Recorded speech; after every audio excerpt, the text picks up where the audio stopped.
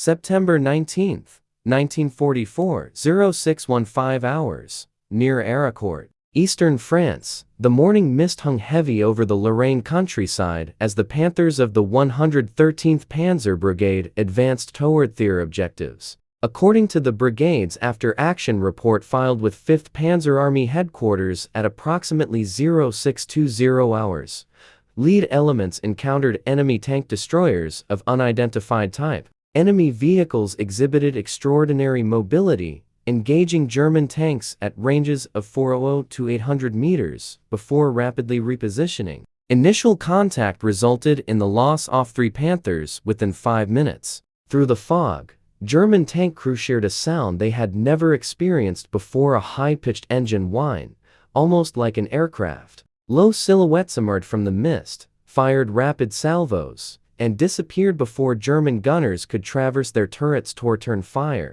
Each engagement lasted less than 20 seconds. Across the battlefield that morning, 39 German tanks of the 113th Panzer Brigade, commanded by Colonel Erich Fonsendorf, were about to confront a shocking reality. The Americans had developed a tank destroyer capable of reaching 55 MPH faster than any tracked armored vehicle in existence. While German doctrine assumed all tank destroyers would be slow, heavily armored fortresses like their own Jagdpanthers, the M18 Hellcat had been conceived under a completely different principle: speed as armor, mobility as protection, agility as lethality. The arithmetic of armored combat was about to be rewritten. A Panther's turret required 18 to 60 seconds for full rotation, depending on engine speed. The Hellcat's hydraulic turret could traverse 360 in just 24 seconds, independent of engine RPM. At 55 miles per hour, the M18 could cover 400 meters for a Tiger's turret could rotate even 90. The concept originated in December 1941, when Lieutenant Colonel Andrew Davis Bruce presented a classified briefing at the War Department. The overwhelming success of German blitzkrieg tactics had upended conventional military thinking. Poland fell in 35 days. France, with the world's largest army, collapsed in 6 weeks. The Wehrmacht's panzer divisions had proven that mobility and concentration could overcome any static defense. Bruce, a cavalry officer trained to value speed and maneuver,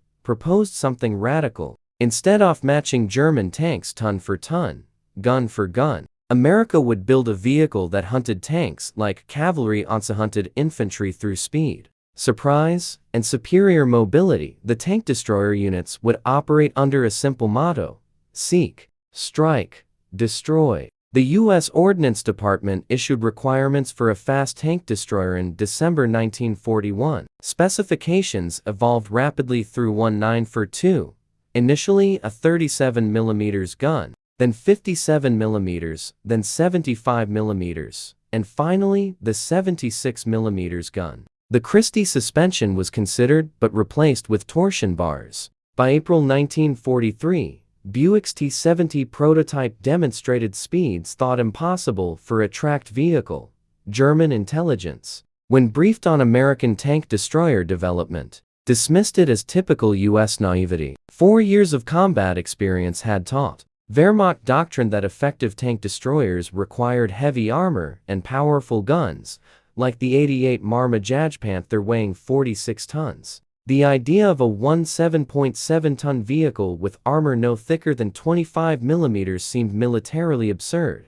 May 23 Ard. 1944, the Anzio breakout. The Hermann Göring Panzer Division encountered its first M18s during the fighting.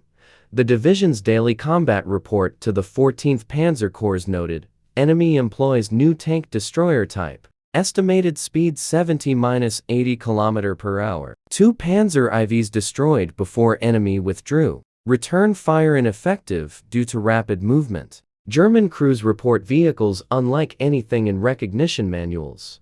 Low silhouettes racing across the battlefield at speeds associated with wheeled reconnaissance cars. Not tracked vehicles armed with 76mm guns. Reports reached Berlin. Initially filed as unconfirmed and likely exaggerated. German High Command assumed experienced crews were overestimating enemy capabilities under stress. September 1944 brought the full revelation. The U.S. Third Army's advance through Lorraine had stretched German defenses to the breaking point. Hitler personally ordered a counter-offensive to recapture Nancy and destroy Patton's spearhead. 5th Panzer Army under General Hassan Manteuffel assembled its best available units, the newly formed 111th and 113th Panzer Brigades, equipped with factory-fresh Panthers. The 704th Tank Destroyer Battalion, attached to combat command of the 4th Armored Division, had positioned their M18s around Eracourt. As dawn broke on September 19. The German attack developed in heavy fog. Lieutenant Edwin Leeper's platoon of M18s struck with devastating precision, according to the 704th's after-action report. Leeper's platoon engaged enemy armor at 400,800 yards, employing shoot and scoot tactics and destroying 15 enemy tanks in roughly 30 minutes. Sergeant Henry R. Hartmann's M18, on the platoon's flank, achieved extraordinary success. His gunner knocked out 6 Panthers in rapid succession, each time moving to a new firing position before German tanks could retaliate. Hartmann later received the Distinguished Service Cross. The 113th Panzer Brigade's losses were catastrophic. Divisional records indicate brigade engaged enemy tank destroyers near Eracourt. Enemy vehicles exhibited unprecedented mobility. Estimated speed 80+ km/h. Losses: 39 tanks destroyed, 11 damaged.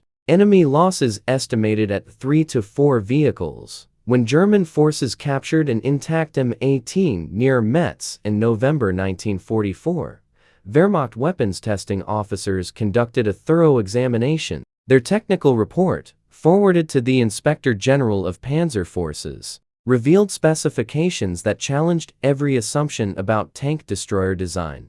Weight 17.7 metric tons versus Panther 44.8 tons. Maximum speed 88.5 km/h, confirmed on test track Panther 46 km/h. Engine: Wright R975C4 radial, 400 horsepower. Later models power to weight ratio 22.6 hph or ton. Panther 15.6 hph or ton. Tiger 12.8 hph or ton. Turret Traverse 360 in 24 seconds, hydraulically powered. Armor: maximum 25 mm, turret front, 13 mm, hull sides. Main armament: 76 mm M101 or M102. Transmission: Torquematic automatic, 3 forward speeds. The German report concluded, vehicle achieves performance through extreme design philosophy. Armor protection sacrificed for mobility. Engine is aircraft type, air-cooled radial. Automatic transmission eliminates clutching, permitting driver to concentrate on maneuvering. Combat effectiveness depends entirely on mobility and crew training. The mathematics of the M18's advantage were irrefutable. German tank turret traverse speeds dependent on engine RPM varied significantly. Tiger Y6 to 19s 60 to 19 seconds for full rotation. Panther early models 6s 60 seconds for full rotation. Panther late models up to 19s at 2000 revolutions per minute 19 seconds minimum. Tiger to 15 to 24s, 24 to 15 seconds for full rotation. The M18's hydraulic traverse maintained 15s regardless of engine speed. Critical when engaging multiple targets or tracking fast-moving enemies. At its top speed of 55 mph, an M18 could travel 400 meters in 16 seconds, 800 meters in 33 seconds, cross a 1,000 meters killing field in 41 seconds. A Panther needed 30 to 60 seconds just to complete a 180 turret traverse when tracking a moving target at varying speeds. The M18's employment revolutionized American anti-tank tactics. The 704th Tank Destroyer Battalion's combat manual, updated after Eracourt, specified M18 employment emphasizes mobility over direct firepower exchange. Recommended engagement sequence: fire 3 to 5 rounds from concealed position, Immediately displace minimum 200 yards. Re-engage from new position at differential. Never remain stationary longer than 60 seconds when in enemy observation. This shoot and scoot doctrine proved devastatingly effective. German tank crews, trained for methodical, deliberate engagements at long range, couldn't adapt to opponents who refused stand-up fights. December 19, 1944, the German Ardennes offensive, Hitler's last gamble, was in its third day. Fiescon Panzer Division, spearheading the drive toward Antwerp, approached the crucial crossroads at Naval, held Bidem de Sabri and elements of the 101st Airborne Division, 4 M18s from the 609th and 705th Tank Destroyer Battalions faced overwhelming odds. The morning fog that had helped conceal German movements now became the Hellcats' ally, according to the 705th Tank Destroyer Battalion's combat report. 4 M18s engaged elements of 2nd Panzer Division in fog conditions using high-speed displacement between fearing positions created impression of larger defensive force. Confirmed destroyed 24 enemy tanks. M18 losses, 1 vehicle to artillery. The Hellcats' tactics were simple but effective. They would fire 2 or 3 rounds, then immediately reverse at full speed into the fog. By the time German tanks traversed their turrets toward the muzzle flashes, the M18s had relocated to 00 to 300 yards and were engaging from a completely different angle. The 2nd Panzer Division's war diary recorded, encountered strong tank destroyer resistance at Naval. Enemy vehicles off high mobility operating in fog, unable to effectively engage due to rapid displacement of targets. Attack suspended pending reinforcement. This 48-hour delay proved critical, allowing the 1001st Airborne to strengthen Bastonia's defenses and ultimately hold the vital crossroads. By November 1944, German commanders were desperately trying to develop tactics to counter the M18 threat. General Hasso von Mantel issued tactical guidance to 5th Panzer Army. Enemy M18 tank destroyers confirmed. Capable of 80+ km per hour. Road speed, 40+ km per hour cross-country. Standard engagement procedures must be modified. Do not attempt to track moving M18 with turret traverse. Preposition tourists on likely displacement routes. Employ infantry with panzerasts on flanks. Use artillery to suppress suspected positions. Avoid pursuit. M8s will always outrun our vehicles. But these adaptations proved largely ineffective. The M18's speed advantage is simply too great, and German crews couldn't overcome years of training that emphasized deliberate, precise gunnermaneuver rapid response. The Buick Motor Division manufactured 257 M18s. Between July 1943 and October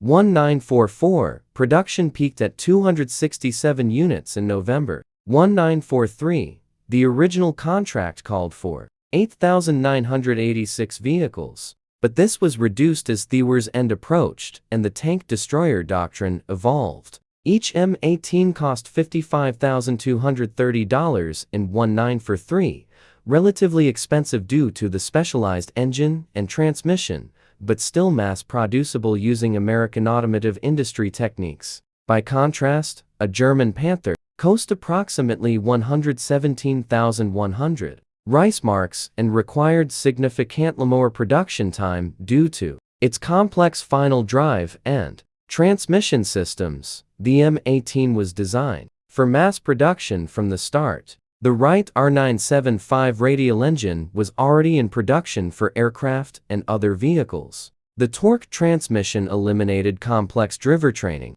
The open-topped turret simplified manufacturing. Standard automotive components were used wherever possible. The Tank Destroyer Training Center at Camp Hood, Texas, developed specialized programs for M18 crews. Training emphasized skills different from conventional tank operations. Driver training focused on high-speed maneuvering, rapid acceleration, and braking, and terrain exploitation. Drivers learned to maintain maximum speed while providing stable gun platforms during brief halts. Gunner training emphasized rapid target acquisition and firing on the move. Unlike German gunners trained for deliberate, precise long-range shots, M18 gunners learned to fire quickly at moderate ranges, accepting lower first-round hit probability in exchange for rapid engagement. Commander training stressed battlefield awareness, rapid decision-making, and coordination with other M18. Commanders learned to think 3 moves ahead, always planning their next 2 firing positions before engaging. The psychological profile for M18 crews differed from heavy tank crews.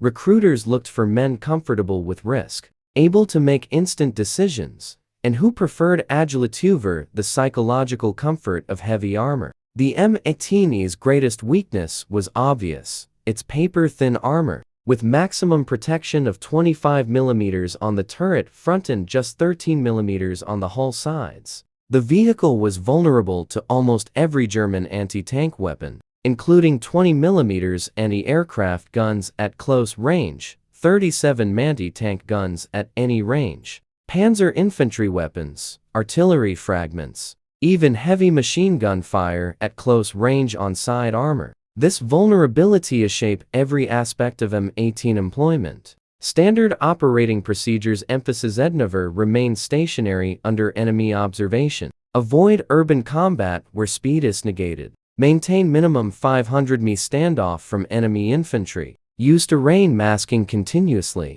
Coordinate with infantry to suppress enemy anti-tank weapons. M18 crews developed an almost supernatural awareness of their surroundings, constantly scanning for threats and escape routes. By war's end, M18-equipped tank destroyer battalions had compiled the following verified records. Kill claims: B Battalion's 704th Tank Destroyer Battalion, 106 enemy tanks. 603rd Tank Destroyer Battalion, 92 enemy tanks. 69th Tank Destroyer Battalion, 67 enemy tanks. 705th Tank Destroyer Battalion, 89 enemy tanks. 85th Tank Destroyer Battalion, 51 enemy tanks. Overall statistics: total M18s in combat, 540 maximum strength, March 1945.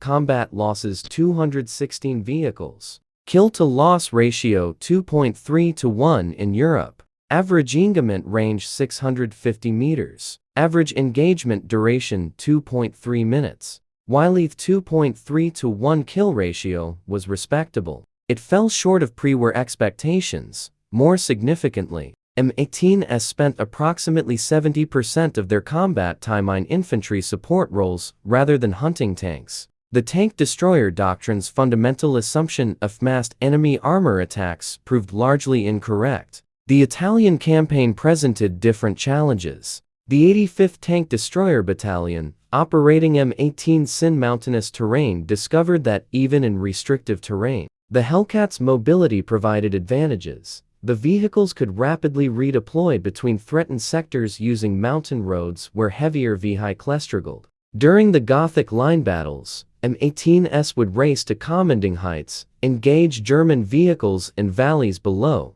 then relocate before counter-battery fire arrived. German forces in Italy, accustomed to the generally ponderous Allied movements in difficult terrain, were repeatedly surpassed by M18 response times. A German corps-level report noted, enemy tank destroyers demonstrate ability to concentrate rapidly at threatened points. Speed of redeployment prevents effective counter-fire. The 637th Tank Destroyer Battalion brought M18 to the Pacific, participating in the Philippines campaign. Against minimal Japanese armor, the vehicles served primarily in bunker busting and infantry support roles. The open turret proved nearly fatal against Japanese infantry tactics. Crews welded improvised overhead cover and chicken wire screens to defend against grenades and satchel charges. The vehicle's speed allowed rapid response to Japanese infiltration attempts, but jungle terrain often negated mobility advantages. The M18 incorporated several revolutionary features. Torque-o-matic transmission. This automatic transmission, developed by General Motors, eliminated manual clutching. 3 forward speeds shifted automatically based on speed and load. Drivers could concentrate entirely on maneuvering rather than gear selection. Critical at high speeds. Torsion bar suspension proving 14 in of wheel travel. This suspension system allowed sustained high-speed movement over rough terrain. The long suspension travel absorbed impacts that would have damaged leaf-spring vehicles. Radar 975 radial engine. This 9-cylinder air-cooled aircraft engine provided exceptional power-to-weight ratio. Early model C1 produced 350 horsepower, while later version C4 generated 400 horsepower. Air cooling eliminated vulnerable radiators and coolant systems. Hydraulic traverse powered by an electric motor driving a hydraulic pump. This E-stem provided consistent 15s traverse regardless of engine speed or vehicle movement, a critical advantage over German manual traverse systems. The M18's combat record profoundly influenced post-war armored vehicle development. While the tank destroyer doctrine itself was abandoned, the tank destroyer force disbanded in November 1945. The Hellcats' demonstration that mobility could substitute for armor resonated. Globally, Soviet Union developed the PT-76 light amphibious tank and later BMP infantry fighting vehicle emphasizing mobility. Britain created the covert Sirius prioritizing speed for reconnaissance. France built the MX-13 with automatic loader to reduce weight. Germany the Leopard 1 abandoned heavy armor for mobility. Complete reversal of WWII philosophy. Modern wheeled tank destroyers like the Italian Centauro, Japanese Type 16, and American M1128 mobile gun system represent the M18's conceptual descendants, accepting vulnerability for strategic and tactical mobility. Why couldn't German forces, renowned for tactical innovation, effectively counter the M18? Several factors contributed: doctrinal rigidity. German tank training emphasized deliberate long-range gunnery. Crews spent years perfecting precise shooting techniques that were useless against rapidly displacing targets. Technical limitations.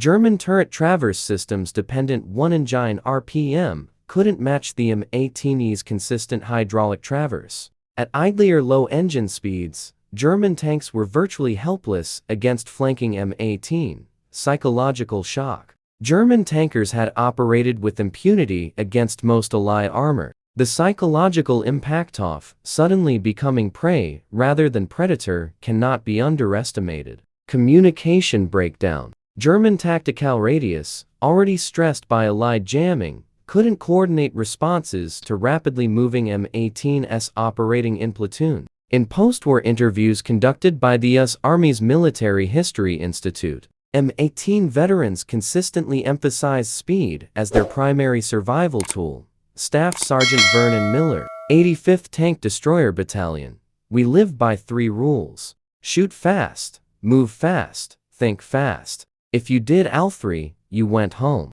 If you failed at anyone, you didn't. Technical Sergeant John Patterson, 6003rd Tank Destroyer Battalion. The Hellcat wasn't about fair fights. It was about unfair fights in our favor. We'd hit them where they didn't expect when they didn't expect, and be gone before they knew what happened. Private First Class Robert Chen, 704th Tank Destroyer Battalion. Every time I climbed into our M18, I knew I was sitting in a tin can, but it was a tin can that could run 55 miles per hour. That speed saved my life more times than any armor could have. The M18's combat statistics tell a complex story. Mobility metrics: top speed, 55 miles per hour, 88.5 km on roads. Cross-country speed 26 mph 42 km. Acceleration 0 to 30 miles per hour 11 seconds. Range 150 miles on 75 gal of fuel. Ground pressure 10.5 psi. Lighter than many trucks.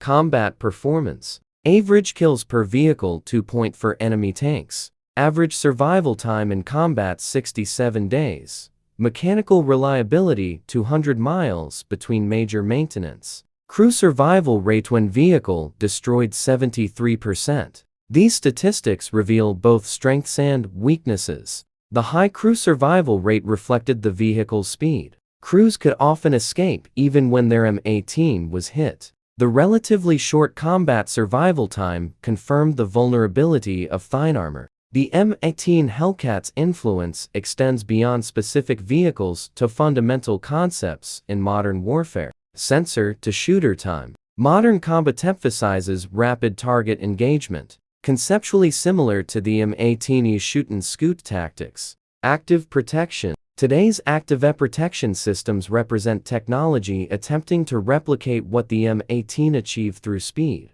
avoiding hits rather than absorbing them. Network-centric warfare. M18 played on coordinating rapid attacks from multiple directions, preached modern worked combat operations. Asymmetric response. The M18 demonstrated that technological superiority doesn't require matching enemy capabilities. It requires negating them. The M18 Hellcat stands as one of World War I's most innovative combat vehicles. Born from American industrial capability and tactical creativity, it challenged fundamental assumptions about armored warfare. German tankers, trained to dominate through superior armor and firepower, discovered that American innovation meant changing the rules of engagement entirely. The Hellcat's 55 miles per hour top speed wasn't just a technical specification, it was a paradigm shift that German tactical doctrine couldn't accommodate. The M18 proved that in warfare, as in nature, survival doesn't always favor the strongest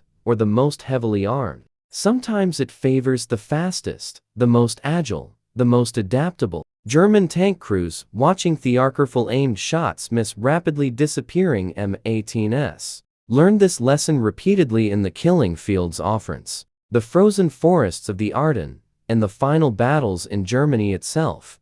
Today, when military historians analyze the M18 Hellcat, they see more than just a successful tank destroyer. They see American military innovation at its most creative, identifying enemy strengths and systematically negating them through unconventional means. The German tankers never knew the American Hellcat could reach 55 mph until they faced it in combat. That technological surprise, combined with tactical ingenuity and crew proficiency, created a weapon system that exceeded its mechanical specifications. In the end, the M18 Hellcat rewrote the calculus of armored warfare. It demonstrated that protection didn't always require heavy armor, that lethality didn't demand the largest gun, and that battlefield supremacy could be achieved through mobility rather than sheer mass. At 55 mph, it outpaced not only German tanks, but German military doctrine itself. The specters of M18s still linger in modern military thought. Every time a planner prioritizes mobility over armor, every time a commander stresses speed of action over careful preparation, every time a designer accepts vulnerability to achieve performance, the Hellcat's lesson resonates across decades. Sometimes the best protection is simply not being where the enemy fires. German tankers of the 113th Panzer Brigade, the 2nd Panzer Division, and numerous other units learned this lesson in blood and fire. They confronted an enemy that refused to engage on their terms, that turned their strengths into liabilities, that struck and vanished like phantoms in the mist. They discovered that American innovation did not mean building superior tanks, it meant creating something entirely different, something that moved too fast for their tactics, training, and turrets to counter. The M18 Hellcat 55 mph of American audacity remains proof that in warfare, speed can be the ultimate weapon. German crews never anticipated that the Hellcat could reach such velocities. By the time they realized, it was already too late. The war was lost not only on the battlefield, but in the realm of imagination, where American engineers dared to exchange armor for speed, crafting a predator that hunted the hunters.